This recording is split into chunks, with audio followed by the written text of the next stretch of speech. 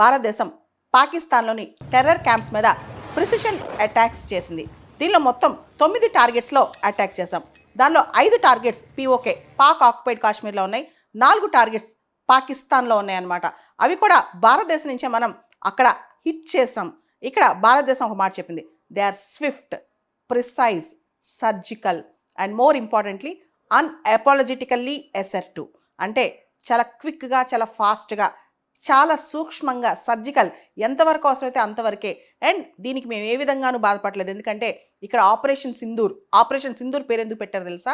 ఈ పెహల్గామ్ టెర్రర్ అటాక్లో పురుషుల్ని చంపేశారు, అబ్బాయిల్ని చంపేశారు, వాళ్ళ భార్యలు ఎదుటే చంపేశారు, వాళ్ళ సింధూరాన్ని తీసేశారు. కాబట్టి దీనికి ఆపరేషన్ సింధూర్ అని పేరు పెట్టారు.